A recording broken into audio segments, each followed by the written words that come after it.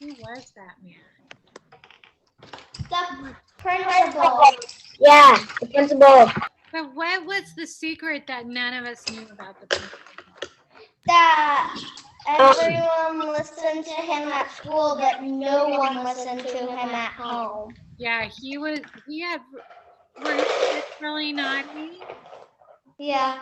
Yeah, that's for sure. Oh, okay, so let's hear but now today's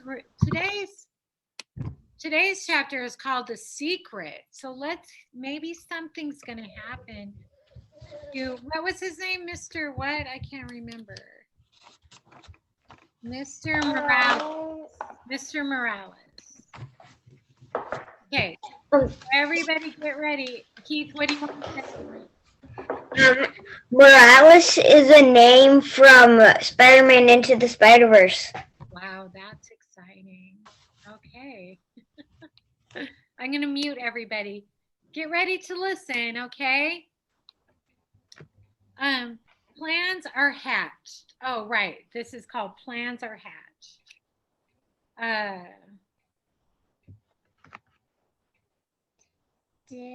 I'm going to just read the last sentence of Humphrey talking to Mr. Morales, okay?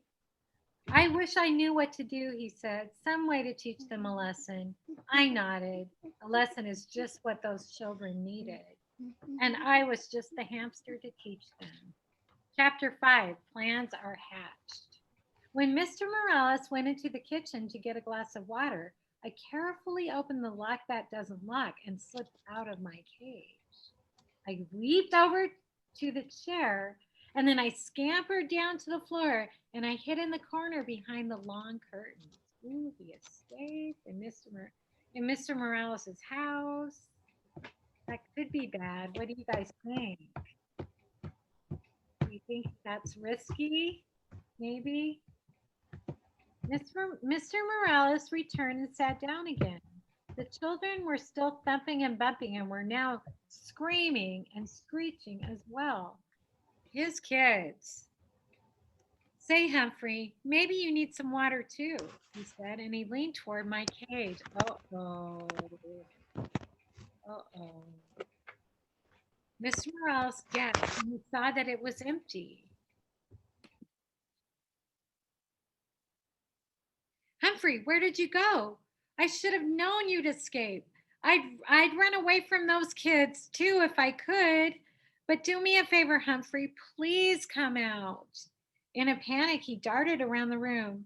The kids in room 26 will hate me if I lose you, he said. I felt sorry for Mr. Morales, so I scratched around a little. There you are, he said, bending down to look at me. Now let's get you back in your cage. Not quite yet, I thought. He reached down to pick me up, and I scampered forward just a few inches past his hand. Don't do this to me, Humphrey, he said. Cooperate. But I wasn't doing anything to him. I was doing something for him. I can't figure out what he's doing for him. Can you guys? Who has a guess? Go ahead.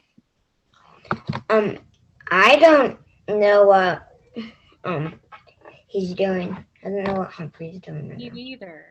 Hannah, what's your guess? I'm guessing that he is going to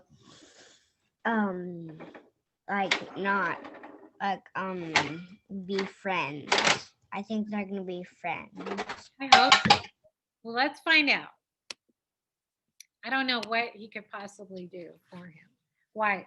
Work with me, he said, but this time to himself. Maybe, hey, that's it. He looked down at me. With your help, Humphrey. Miss Morales really swung into action then. He raced upstairs. The thumping and bumping stopped, and when he raced back downstairs, Willie and Brenda were with him. Close all the doors, Willie, he said. But Dad, Willie whined. Close them, his father repeated firmly. Now. Willie closed all the doors. You too scared poor Humphrey with all your screaming and poking and thumping. We may never see him again, he told them. Brenda burst into tears. Humphrey's dead, she cried. No, Humphrey's too smart for that, Mr. Morales told her. But he will run away if you two aren't nice to him. Right. You have to be pretty smart to be a principal. Dad, now do you guys see? How is he helping now? By being strict, and he's using himself for the kids to listen to him. Yeah, that's right, Riley. Do you guys agree with Riley? Do you think now are the kids listening to their dad? Because there's a lot at risk, right? What if Humphrey doesn't come back? That would be really bad. Right. You have to be pretty smart to be a principal. Wait, how is the hamster talking to the man? He doesn't really talk, but I think that he communicates enough so the man understands what Humphrey's trying to do. Smart.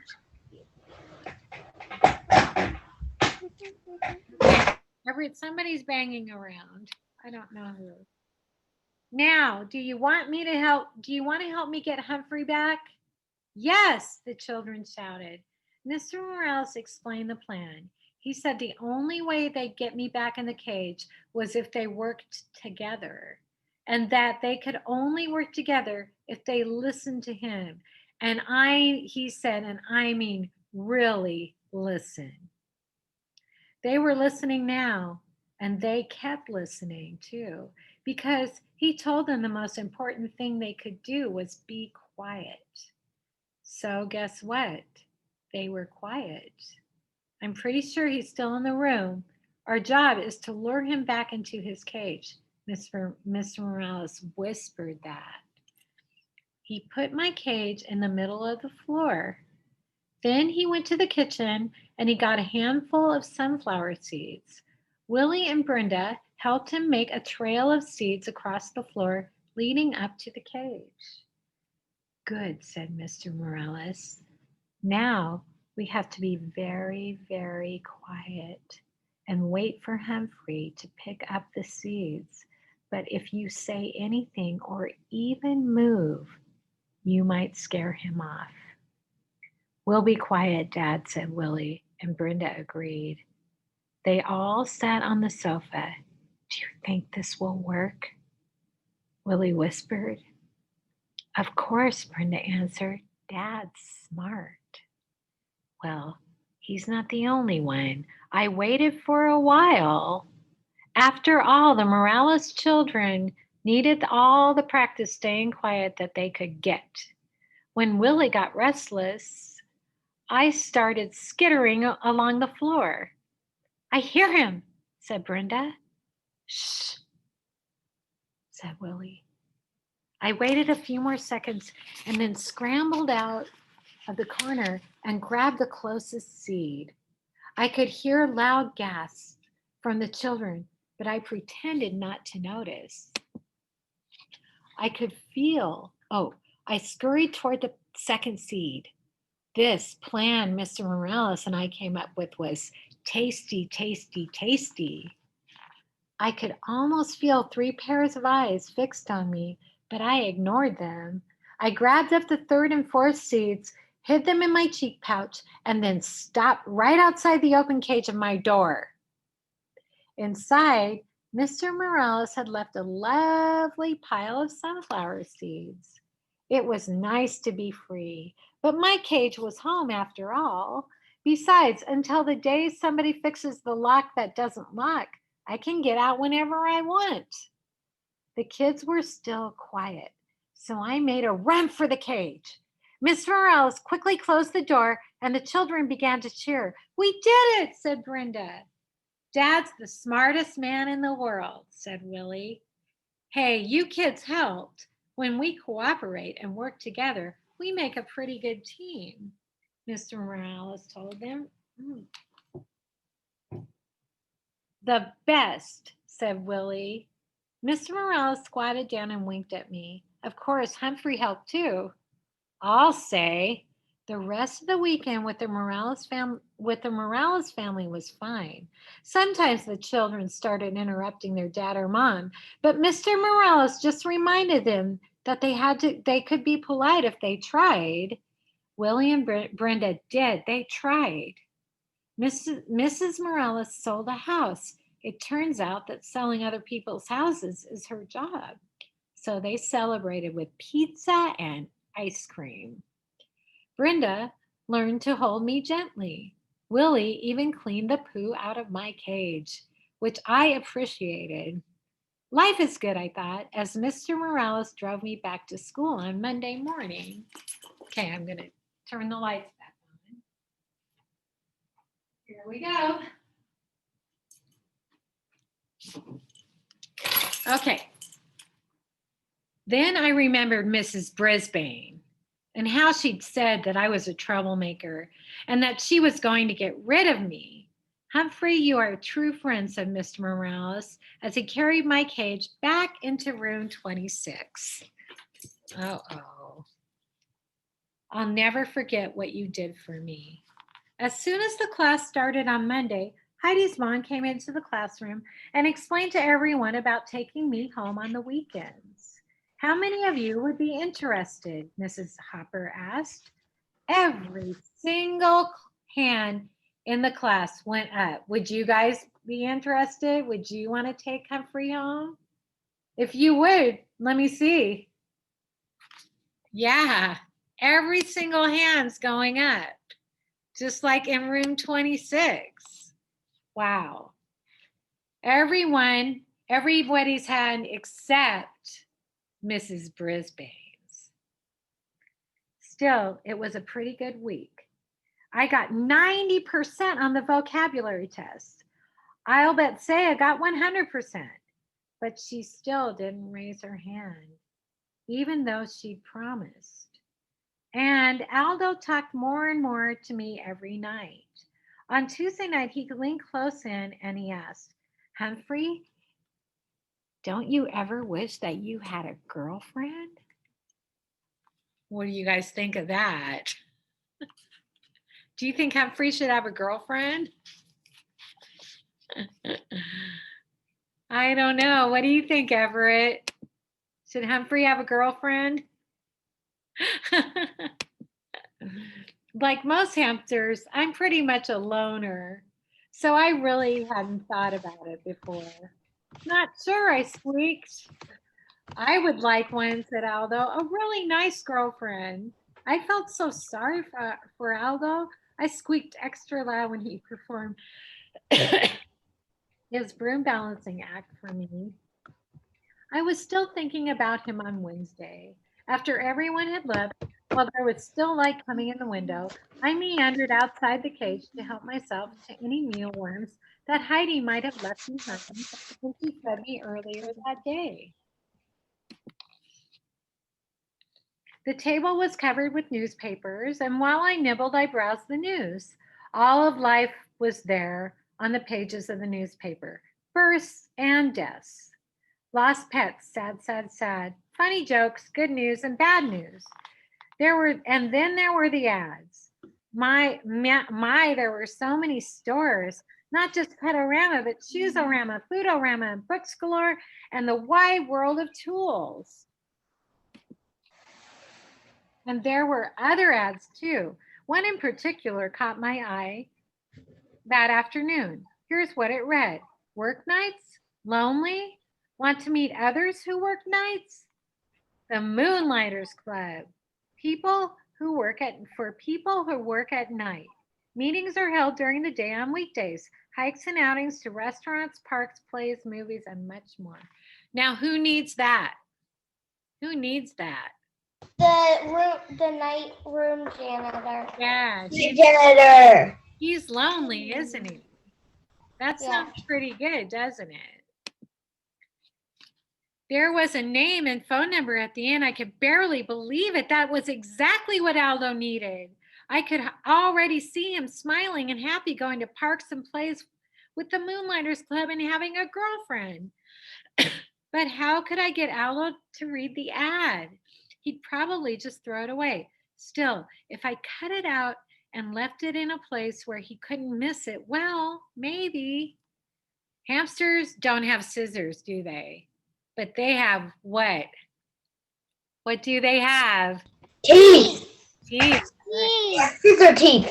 They have nifty teeth. Super teeth. It took me a while to nibble the whole ad out neatly, but I did a pretty good job. Then I stood the clipping up against my cage. Aldo couldn't help but see it if he looked at me, which he always did. That evening, I was more anxious than usual for Aldo to arrive. When he turned on the lights, I squeaked, "Hello," right away. "Greetings to you, my little friend," said Aldo as he pushed the cart into the room. "You sound like you have something on your mind." Boy, Aldo and Humphrey, they do talk, don't they? Even though they don't really know what each other's saying or whatever, they do. "You bet," I tried to tell him. He ambled over to the cage and leaned down and looked in. "What's happening, Humphrey?" he asked. I saw the light spread on the scrap of paper. "Hey, I can hardly see you." He reached out and pushed the clipping aside. "Read it," I squeaked right out. Of course he didn't understand. He didn't even look at the ad. He didn't look at what it said. He just set it down to the cage and leaned in closer. Oh no. I was squeaking a blue streak. "Look at it now." "Calm down, Humphrey. I've got a treat for you," said Aldo. He reached into his pocket and pulled out a tiny bit of carrot. "Your pal Aldo would never forget you." My heart sank. You try to help a human and they don't even pay attention. But as you know, I don't give up easily. I squeaked happily while he balanced his broom on one finger as usual. But my mind was on the Moonlighters Club and how to get Aldo there. After he left, I scrambled out of the cage, picked up the newspaper clipping, and tucked it inside my notebook. Then I hid the notebook behind the mirror. If I didn't, somebody mean, like Mrs. Brisbane, might throw it away. I was still wondering what to do the next day when Mrs. Brisbane rolled in a cart with a big machine on it. This is an overhead projector," she told the class.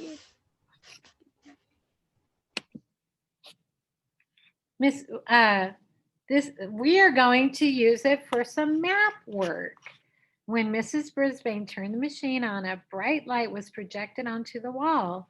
Then she placed a paper map on the glass, and suddenly the map showed up on the really big wall. She could write on it and draw on it, and you could see anything she wrote. A machine like this could come in very handy, I thought. So when Mrs. Brisbane turned the machine off and sent the class off to lunch, I thought about the machine. When AJ cleaned my cage and changed my water and bedding, I thought about the machine. I thought about it so hard, I suddenly came up with a really, really, really good plan. But it would be difficult to carry out and dangerous as well. Tip 5. If a hamster manages to escape his cage, you can sometimes lure him back with a trail of sunflower seeds. And that's the end of that chapter. The next chapter is chapter 6, and it's called Moonlight Madness. And we'll pick that up after winter break. Oh my gosh. All right, everybody. Actually,